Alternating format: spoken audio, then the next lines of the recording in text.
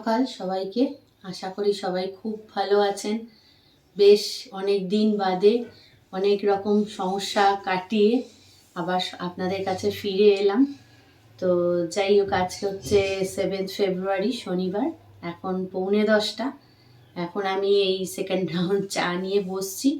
মানে খুব স্লো হয়ে গেছি সব ব্যাপারে, যেহেতু অনেক দিন একটু অসুস্থ ছিলাম, তো তারই জের এখন চলছে আর কি। তো টিফিন ফিফিন এখনও কিছুই হয়নি, তো চাটা খেয়ে নিয়ে আবার টিফিন করব। চা পর্ব তো হয়ে গেছে, এইবার টিফিন পর্ব শুরু হবে। যেহেতু অনেক দিনের শরীর খারাপ, এইসব পর্ব গেছে, লং ভিডিও দেওয়া হয়নি, তো আপাতত অনেকটা ভালো, তার জন্য আজকে ব্লগ করছি। তো এখন টিফিন পর্ব নিয়ে বসেছি। মুখটা যেহেতু খুব খারাপ হয়ে আছে, সেই জন্য একটু চাউমিন বানাবো। এই যে চাউটা ছাড়িয়েছি আর সবজিটা সেদ্ধ করতে দিয়েছি, তো হয়ে যাক টিফিন, তারপর আবার খাওয়া যাবে। 1 hour later. এনে অনেকদিন বাদে এসছিস, এই যে মৌরানি এসছে, আমাদের শরীর খারাপের খবর পেয়ে দেখতে এসছে। তো আজকে চাউমিন করলাম, বললাম আপনাদের যে চাউমিন করেছি টিফিনে, তো ওই জন্য ঘাট ধরে খাইয়ে দেবো। অনেকদিন সকাল এত খাওয়া যায় না, আন্টি পুরো প্লেট ভর্তি করে দিয়েছে। মোটেই নয়, একদম। হ্যাঁ, তুমি তুলবে একটু। খা খা খা। না, এত খেতে পারবো না আন্টি, তুমি তোলো।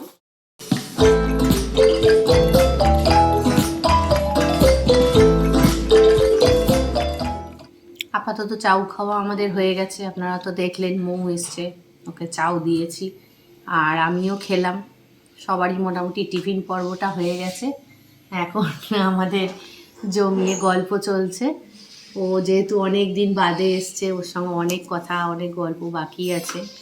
যদিও ও হচ্ছে আমার মেয়ের বন্ধু, আপনারা সবাই জানেন, কিন্তু আমাদের সবারই বন্ধু আর কি।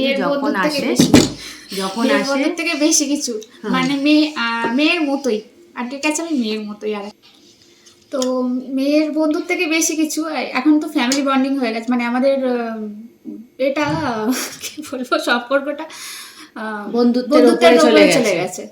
সেটাই তো। যদিও ও আবদার আদর কিছুই করে না, মানে আমাদের কাছে, মানে যা দিই তাই খায়, তো কোনোদিন চায়ও না বা বলেও না কিছু। তো তাহলেও আমরা ওকে নিজের বাড়ির মেয়ের মতনই মনে করি। তো এসছে, খুবই ভালো লাগছে, কারণ শরীর খারাপ হয়ে শরীর মন সব কিছু খারাপ হয়ে গেছে আর কি। তো একটু জমিয়ে গল্প করলে আবার চাঙ্গা হয়ে যাব। কাউকে আমি পাচ্ছি না সেই গল্পটা করার, তার জন্য আমার খুবই ভালো লাগছে যে ও আজকে এসছে। আর আমাদের শরীর খারাপ শুনেই এসছে ও দেখতে। খুবই কম সময় পায়, যদিও ও নানান কাজেও ব্যস্ত থাকে, তবুও ব্যস্ততার মধ্যেও এই সময়টায় নিয়ে এসছে। তার জন্য দেখি ধরে যদি দুপুর পর্যন্ত ওকে রেখে দেওয়া যায়, এখন সেই চেষ্টাই চলছে আর কি। তো গল্প গুজব তো অনেক হলো, রোদ্দুরেও কিছুক্ষণ বসলাম ওর সাথে। এবার মৌ চলে যাচ্ছে। ও বাজে এখন 12টা বাজে। ও আবার একটা কাজে যাবে, ট্রেন ধরবে, তার জন্য বেশি আর আটকাচ্ছি না। তাহলে আবার আসিস। হ্যাঁ, অনেক গল্প গুজব হলো, এবার তোমরা ভালো থাকবে, কিন্তু আবার আসো। একদম পড়াশোনা করে আসো, তোমরা কিন্তু ভালো থাকবে আর সাবধানে থাকবে, ওষুধগুলো ঠিকঠাক করে খাবে। ঠিক আছে। আচ্ছা, মৌ তো চলে গেল, আর এখন বাজে 12টা। এইবার রান্না বান্না না শুরু করলেই নয়। তো এখন সবেই আমি ফ্রিজ থেকে এখন সবজি বার করছি। তো যাই হোক, কিছু তো রান্না করতে হবে, শরীর খারাপ থাক আর যাই থাক, সেই জন্য সবজিগুলো বার করছি। দেখা যাক কী রান্না করা যায়, তারপরে আবার আপনাদের জানাবো। বাজে এখন 2টো। মৌ চলে যাওয়ার পর আর বসিনি, যেহেতু অনেকটা বেলা হয়ে গেছে আর শরীরটা এখন সবে সারছে, সেই জন্য খুব কুইক কাজ করতে পারছি না। তো যাই হোক, কাটাকুটি করে রান্না বান্না হয়ে গেছে, স্নানও হয়ে গেছে, দেখে বুঝতে পারছেন। আজকে অনেক দিন বাদে খুব ভালো করে স্নান করলাম, কারণ সর্দি কাশি হওয়ার দরুন ভালো করে অনেক দিন স্নান করতে পারিনি, কয়েকদিন তো স্নানই করতে পারিনি। তো যাই হোক, আজকে খুব ভালো করে চান করেছি, তার জন্য বেশ ফ্রেশ লাগছে। আর চলুন তাহলে দেখাই রান্নাটা কি করলাম আজকে। এই যে ভাতটা নতুন করে কি দেখাবো, একটা পেঁপে সেদ্ধ দিয়েছি আমার জন্য, আর এটা হচ্ছে শিম আলু ভাতে, আর বেশি করে চিকেন করে রেখেছি সকাল বিকেল দুবেলা খাওয়ার জন্য। তো অ্যাকচুয়ালি অনেক দিন বাদে একটু রান্না করলাম ভালো করে, জানেন, মানে বেশ অনেক দিন, প্রায় 2 সপ্তাহ মতন হলো ভালো করে রান্না করতে পারিনি। ওই কোনো রকমের পেট পূরণের জন্য যেটুকুনি দরকার সেটুকুনি করেছি। তো আজকে একটু জমিয়ে চিকেন করেছি, তো সবাই মিলে আনন্দ করে খাবো। তো পুজোটা করে নিই, পুজোটা করা এখন বাকি আছে, পুজোটা করে এবার খেতে বসবো, তাহলে আবার বিকেলবেলা আপনাদের সাথে দেখা হচ্ছে। এখন হচ্ছে বাজে 3:15। আমি এই 3তলার ছাদে এসেছি, খাওয়া দাওয়ার পাট মিটে গেছে। তো ভাবলাম যে একটু ওপরের ছাদে গিয়ে একটু চুলটা শুকিয়ে নিই, কারণ হচ্ছে যে শ্যাম্পু করেছি আজকে অনেক দিন বাদে। তো আবার যদি মাথাটা ভিজে থাকে তাহলে আবার মুশকিল হবে, অনেক দিন বাদে একটু সুস্থ হয়েছি। তো তার জন্য 3তলার ছাদে বড় একটা ওঠা হয় না, তবু আজকে উঠেছি। আর সবথেকে বড় কথা, রোদ্দুরটা লাগানোটাও খুব দরকার, কেন সর্দি কাশি বা এরম ধরনের অসুস্থতা থাকলে রোদ্দুরটা দেখবেন ভীষণ কাজে লাগে। ভিটামিন D3টা বিশেষ করে শরীরের পক্ষে খুবই দরকার। যদিও আর খুব অল্প কটা দিনই হয়তো ওই ছাদে উঠে রোদ্দুর পোয়াতে পারবো, কারণ গরম এলো বলে তখন আবার রোদ্দুর থেকে শত হাত দূরে থাকতে হবে। তো যতদিন এই 2-4টে দিন যদি একটু ছাদে দাঁড়ানো যায় সেই আশাতে একটু এসেছি। বেশিক্ষণ যদিও থাকতে পারবো না, আধ ঘন্টা হয়তো থাকবো, থেকে চুলটা মোটামুটি অনেকটাই শুকিয়ে গেছে। চুলটা আর একটু শুকিয়ে নিয়ে নিচে গিয়ে একটু রেস্ট নেবো, তারপর আবার বিকেলে চা পরব, এই খাবার সে তো আছেই। তো ওই জন্য একটু রোদ্দুরে এসেছি আজকে।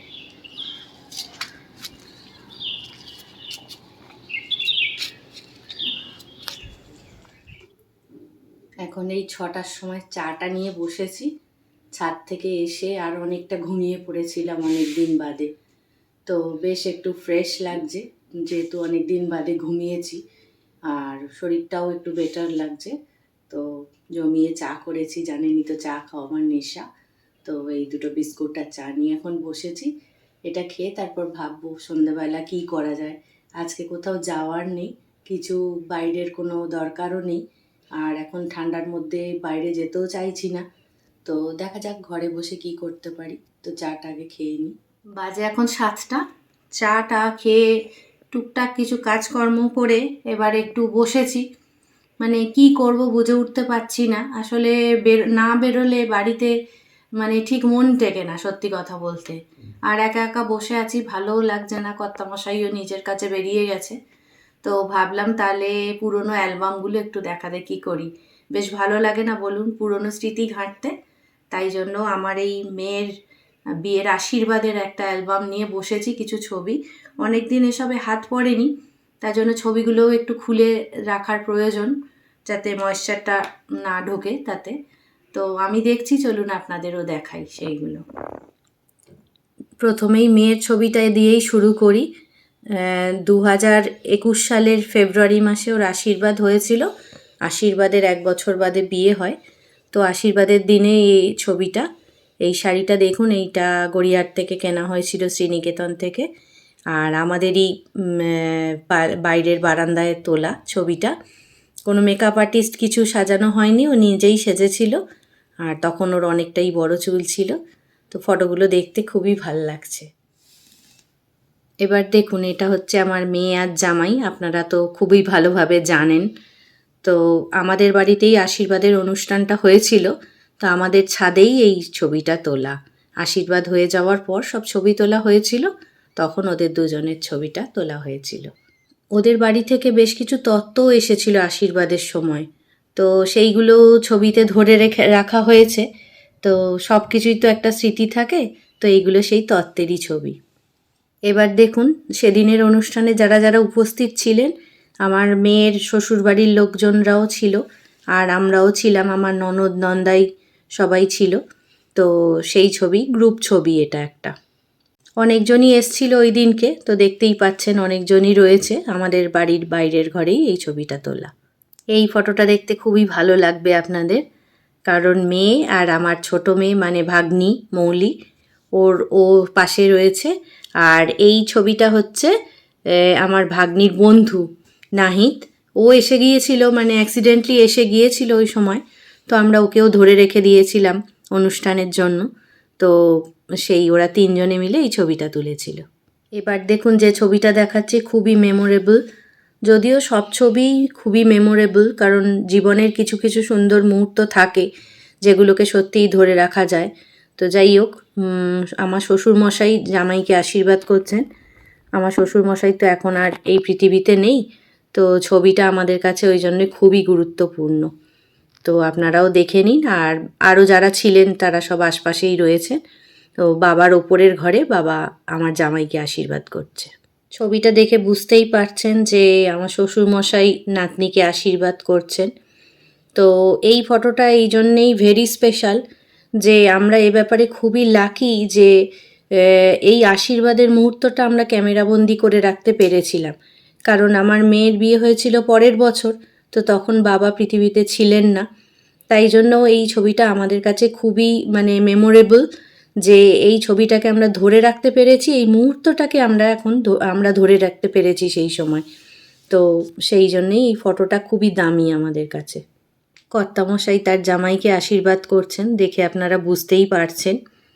তো এই ছবিটাও মানে সবই ছবি ভেরি স্পেশাল, এই ছবিটাও খুবই স্পেশাল। কারণ হচ্ছে যে আমাদের একটাই মেয়ে আর জামাইও একটা। তো জামাইকে আমরা সেই হিসাবে ছেলের মতন ভেবেই আশীর্বাদ করেছি, ছেলে হিসাবেই আশীর্বাদ করেছি।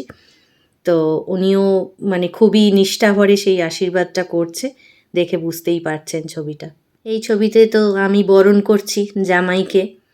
যদিও অনুষ্ঠানটা সত্যিই খুবই একটা আনন্দের অনুষ্ঠান ছিল, তবুও কোথাও যেন বরণ করার সময় আমার একটু হাত কাঁপছিল। মনে মনে কি জানি একটা চাপা কষ্ট হচ্ছিল যে এবার বোধহয় মেয়েকে আমার ছেড়ে দিতে হবে। সেই জন্য মুখে সেরকম হাসিটা ঠিক আসছিল না, কোথাও যেন একটা সেই ব্যাপারটা মনে হচ্ছিল। তা যাই হোক, তবুও জামাইকে আশীর্বাদের মুহূর্ত এটা। এবার তো আমার ননদ আশীর্বাদ করছে আমার জামাইকে। তো আমাদের বাড়ির অনুষ্ঠানে ওরা তো অবশ্যই থাকবে, তো সেই জন্য ওদের আশীর্বাদটাও ভীষণভাবে কাম্য ছিল। তো সেই ফটোটাই এখানে ধরে রাখা হয়েছে। শাশুড়ির আশীর্বাদ দিয়ে আমার মেয়ের আশীর্বাদ শুরু হয়। জামাইকে আশীর্বাদের পর মেয়েকে আশীর্বাদ করা শুরু হয়।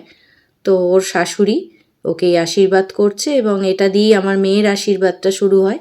তারপর আস্তে আস্তে আমরা সবাই একে একে আশীর্বাদ করি। বাবা মায়ের আশীর্বাদের হাত তো মেয়ের মাথায় সব সময় থাকবে, ছেলে মেয়ের মাথায়। তো এটাই সেই রকমই একটা মুহূর্ত, মানে ঘটা করে সেই আশীর্বাদটা করা আর কি।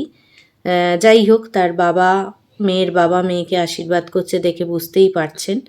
আর মেয়েও মানে সেইটা খুব নিষ্ঠাভরে সেই আশীর্বাদটা গ্রহণ করছে, দেখেই বুঝতে পারছে। এই ফটোটা দেখাতে গিয়ে সত্যি আমার এখনও গলা ভারী হয়ে আসছে।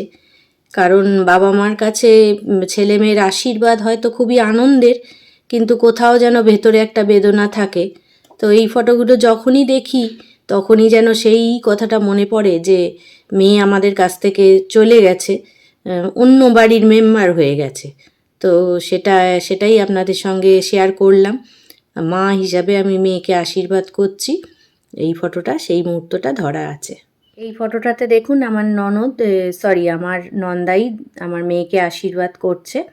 তো এর আগে তো আমি দেখিয়েছি যে আমার ননদ জামাইকে আশীর্বাদ করছে। অ্যাকচুয়ালি জামাইকে মেয়েকে সবাই আশীর্বাদ করেছে, তো একটা ভিডিওর মধ্যে তো সব কিছু দেখানো সম্ভব হয় না। সেই জন্য আমি বেছে বেছে অল্টারনেট করে কিছু ফটো আপনাদের সঙ্গে শেয়ার করলাম।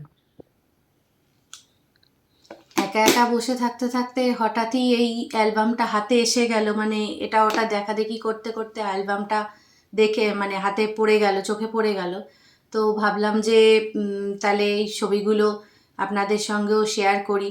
কারণ হচ্ছে যে প্রায় 2 বছর হতে চললো আর আমি আপনাদের সঙ্গে মানে পথ চলা শুরু করেছি। তো আমি মনে করি যে আপনারাও আমার এক্সটেন্ডেড ফ্যামিলি, সেই হিসাবেই আপনাদের ভাবি।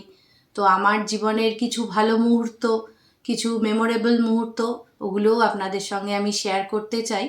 তো এই ফটোগুলো হঠাৎই নাড়াচাড়া করতে গিয়ে বার করলাম, তো ভাবলাম যে তাহলে এগুলো আপনাদের সঙ্গে শেয়ার করি। যাই হোক, ফটোগুলো দেখতে নিশ্চয়ই আপনাদের খুব ভালো লেগেছে।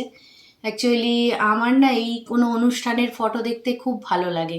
আমার নিজের ক্ষেত্রে শুধু না, আমার নিজেদের বাড়ির না, কারোর অন্য যে কোনো চেনা জানা পরিচিতদেরও এরকম যদি কোনো ভালো মুহূর্তের ছবি থাকে, বিয়ের ছবি বা জন্মদিনের ছবি বা এরকম অন্য কোনো আনন্দ মুহূর্তের ছবি, তো সেগুলো দেখতে না আমার খুব ভাল লাগে। তো আশা করি আপনাদের সবার খুব ভালো লেগেছে। আমাকে কিন্তু কমেন্ট বক্সে সবাই লিখে জানাবেন যে ছবিগুলো দেখতে আপনাদের কেমন লেগেছে, ভালো লেগেছে কি না। তো যাই হোক, যদি ভালো লেগে থাকে আজকের ব্লগটা, তাহলে অবশ্যই লাইক, কমেন্ট আর শেয়ার করতে ভুলবেন না। আর আমার নতুন বন্ধুরা অবশ্যই সাবস্ক্রাইব করে আমাদের পাশে থাকার চেষ্টা করবেন। নতুন ব্লগে হাজির হয়ে যাব খুব তাড়াতাড়ি আবার। তো আজকের মতো ব্লগটা এখানেই শেষ করছি। ততক্ষণের জন্য বন্ধুত্বের দাবি নিয়ে আপনারা সবাই খুব ভালো থাকুন, সুস্থ থাকুন আর আনন্দে থাকুন। শুভরাত্রি।